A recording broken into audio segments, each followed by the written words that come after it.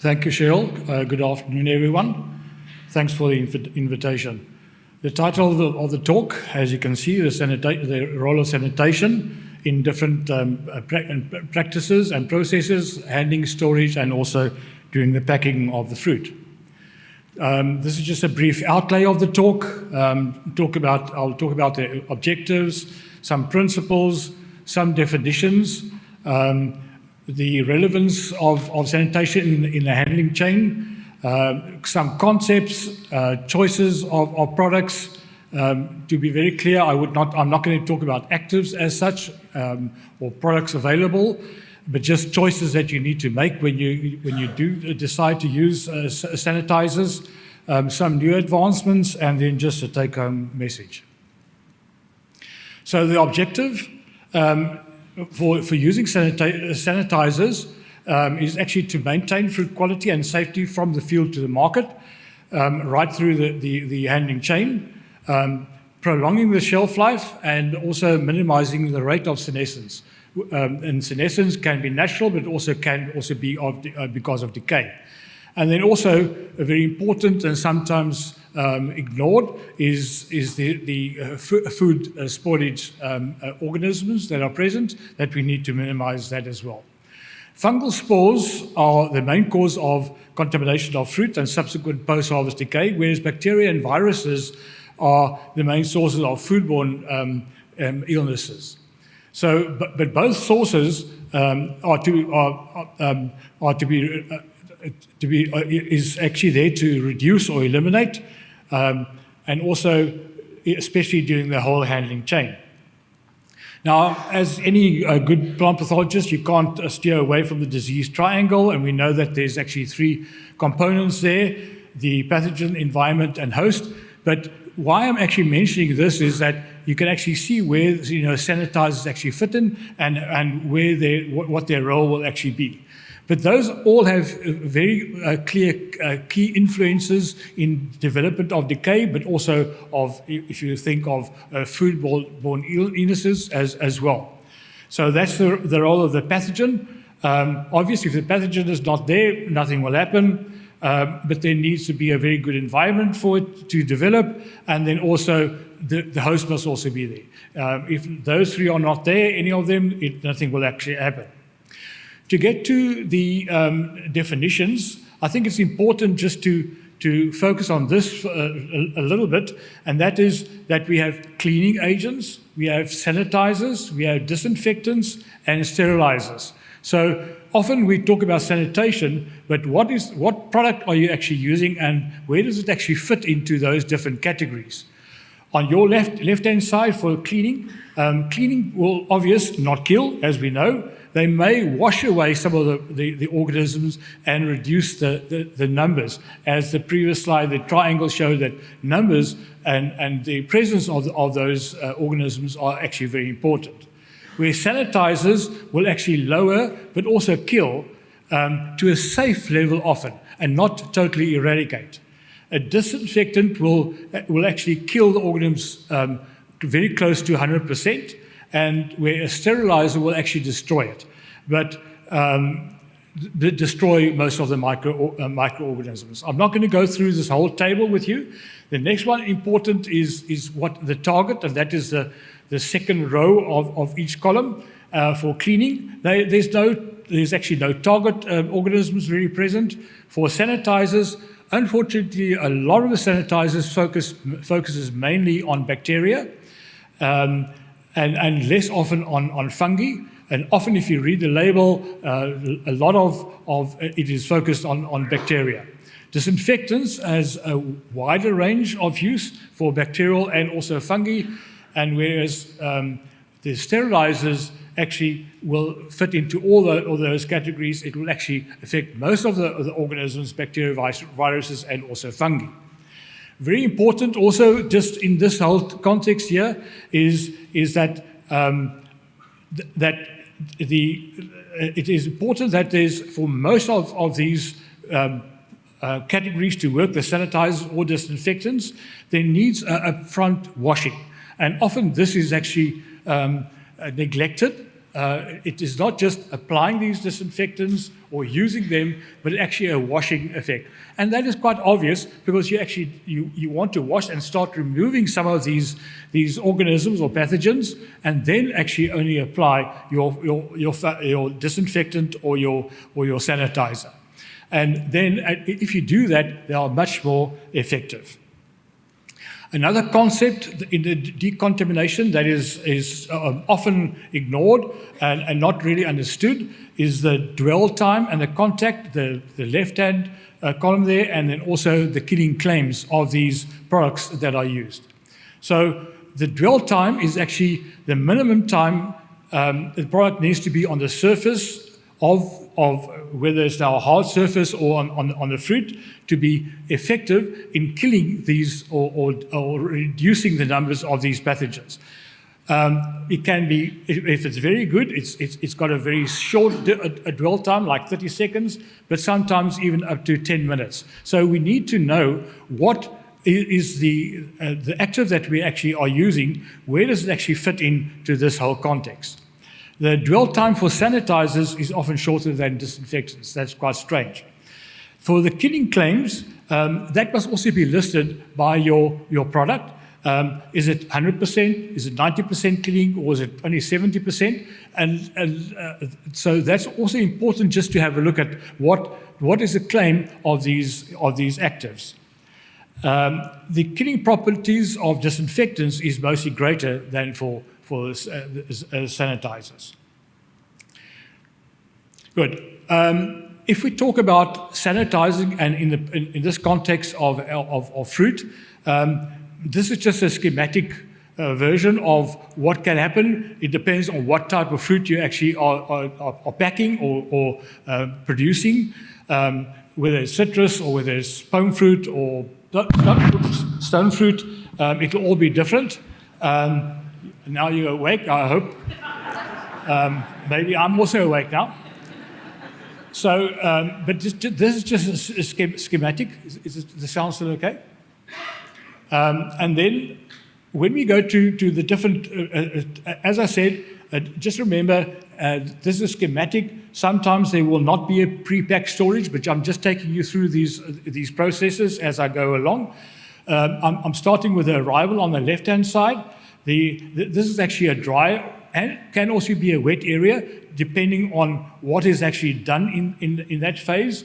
Is there like a drainage or whatever system is actually used in that phase? So that it can also be a wet area. Then that area is normally seen as to be there's high spore loads and often quite dirty. So if you do any disinfectants or sanitizers in that area, you must take these into consideration because you're actually working with a very high spore load in that area. Then the pre-packed storage that we see as a dry area, but it can also be a high RH, high relative humidity area. There we often find varying spore loads, but we say that actually must be a semi-clean and we know that unfortunately sometimes that is actually a very dirty area, the pre-packed storage area. Then the sorting, that is a dry area, but it also can be wet because the fruit can actually arrive on the sorting tables in a wet condition. We have varying spore loads there, but that is, we say that needs to actually be a semi-clean area or a clean area. And is that always true? Well, you'll have to decide and based on your own system. Then there's treatments or flumes. That is a wet area, obvious. We say that there's reduced spore loads, and I say that it's reduced because sometimes we think that we are actually reducing it to almost zero, but it's not always the case. So be very aware of that area as well. How effective are your actives that you're actually using as either a sanitizer or a disinfectant? Then during packing, it should be a dry area, but we also have a wet area depending on whether the fruit is actually dried after certain of these processes have been followed or not. We need that to be a clean area. Again, is it really a clean area? Sometimes if you walk into that phase or into packhouses, your feet stick to the floor, etc. How clean can that be? Then the pre-packed storage area, that we say it is supposed to be a semi-clean area. Your dispatch area is also supposed to be a semi-clean area, but there we have forklift trucks, etc., moving along. What is the contribution of that towards spreading of spores onto your packed fruit? Again, you'll have to decide whether it's really a clean area or not.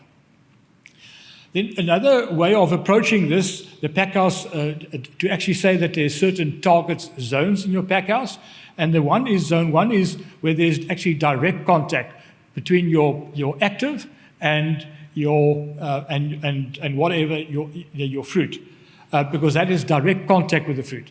That is harvest bins. So if you sanitize or clean your harvest bins, it has a direct contact with the fruit. Your tipping area, your fruit washers, brushes, etc., grading areas, that's all where we say is zone one, and that is actually direct fruit contact. Then we have another area where we need to often focus, but you'll have to focus, but your approach will also be different to where you have a direct contact. And that is the near fruit surfaces. That is more your machine or your equipment that you are using, your electrical ducts, in your machinery, etc. But then also at the bottom of the machinery, how clean is that? What is the air movement? How much of those pathogens, organisms, spores can actually move by air or by human in that area? And how do you actually clean that area is also important.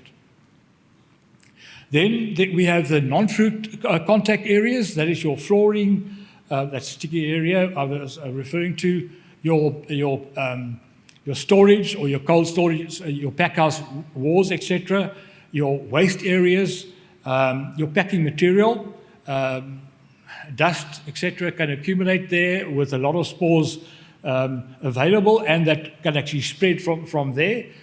Then then I go to where the humans actually come a part of it, and that is in the hand wash areas and also the entrance doors or passages or whatever.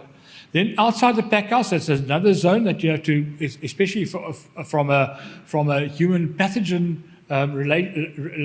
related side, is the outside packhouse, and that is your arrival dispatch areas, your locker rooms where your people work, your offices, because you think it's all clean from there, and you go into the packhouse. Is it really clean? No, I don't have to wash my hands. I don't have to sanitize. I haven't been in contact with anything. Is it always true? And then also your maintenance areas. So if I come to the product choice, of what to actually what you're actually using, very important is the specifications of the manufacturer. You need to look and see and become aware of what is the specifications that they actually say of the specific product. The active ingredient, obviously, is very important, but active ingredient is also important from acceptability point of view. We know that there's some very good sanitizers, but unfortunately we cannot use because there's actually a residual effect. So be aware of what is actually claimed, what product it is, and what is the acceptability of it. Then the efficacy, and there I was talking about the killing claims. What organisms do they actually say can be killed or reduced? What residues are actually left behind? From a food safety point of view, is it food grade? Can it be in contact with your fruit? You need to know that. What is the longevity, the stability over time of the product? The visual residues, I'm just showing an example there. Some products, excellent. But what is the phytotoxicity on the fruit? What does it actually, how does it actually affect the fruit? Very important. So it can be very good for the pathogen, but it can also, unfortunately, then affect the fruit negatively. Registration also needs to be in place. Then also logistics, like how often do you, the frequency, and how often do you actually replenish your sanitizing water, if that is, or your drench. Then also, what is the environmental impact of that sanitizer? So this is important to know that yes, it's a sanitizer or a disinfectant that you are using, but you need to know all these things because that's part of your management strategy and how you are going to approach the use of this. But unfortunately, some of these sanitizers can also be quite nasty on the applicator or people that are actually working in the packhouse. So you also need to imply monitoring or quantification systems that you actually know. So there we say water systems are definite. You need to know how effective it is, and that's just ways of actually doing it is mostly sampling solutions, plating it out, etc. Then we have also the hard surfaces. Again, you need to monitor and quantify. You need to know how effective, again, is your product that you are using, and that's mostly by swabs. Then air sampling. How much of these spores or organisms are actually moving in the air? So again, there's also monitoring and quantification systems that needs to be done there. Then identify, because it's all good if you know that there's pathogens or organisms present, but what are they? Where does it actually fit into this whole handling chain? Does it actually also cause post-harvest decay, yes or no? Can it be harmful to humans or either your workers in your packhouse, but also to consumers? That's all. Then also product efficacy testing is very important. You need to know the efficacy of those products. Just an example, the active ingredients are important, the dosage. Do you actually adhere to all those things, the dwell time, and the stability of these products? So again, you need to know how effective, but what can actually affect the efficacy of these products as well. Now, some advancements, and that I'm not going to say too much. I think the previous speakers are much more good to actually do that. But we know that there are some advancements in this, and quite a lot has been spoken about predictive modeling and machine learning, etc., etc. But just be aware that there are advancements in this line, and that is actually it's all related to efficacy of your sanitizers, or it can be pre-harvest applications, but also in just prior to storage, for instance. How effective has that been in this whole process, and how can you actually detect whether there are some of these pathogens that have actually developed during storage? And that's something that you can actually use there.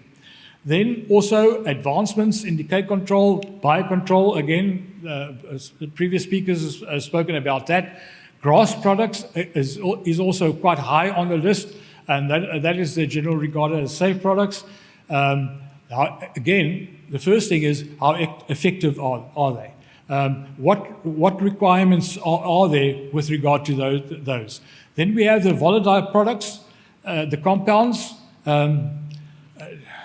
Does it actually give a taste, a smell, etc.? Again, it was referred to by previous speakers. UVC light is something that also has been mentioned this morning. Also, some of the new advancements, and then also ozone, other gases, etc. Where does it actually fit into this whole control system besides your sanitizers and disinfectants that you've actually been using? So I just want to focus on some of the take-home messages for using the sanitizers or disinfectants. First of all, know your setup, the processes that you use. Where do you need? Are you going to focus on zones, or are you going to focus on some other areas? So you need to know what are the processes that you use, where will sanitizers fit in or disinfectants fit in. And I must say that I've been talking about sanitizers, and that's where the challenges actually came in. One of the challenges, sanitizers and disinfectants. I'm not even going to compare that with fungicides or bactericides or whatever. So that's something else. This is only focuses on the disinfectants and sanitizers. But you need to know how effective they actually are. identify the hotspots and the high-risk zones. And that is by, for instance, by monitoring, quantification, etc. Where are these hotspots in your packhouse or in your whole handling chain? Focus on those areas and see whether you are actually reducing some of these organisms, pathogens in those areas. So you need to monitor them very, very carefully. There are various institutes and people that have services to actually do that. Test the efficacy or ask for results about efficacy testing. So it's very good in just saying or hearing, 99% control. But what was that 99%? Which pathogens were involved? The pathogens that you are actually working with or that's present in your packhouse or in your storage areas, are they some of those? Because we know that each individual pathogen actually reacts differently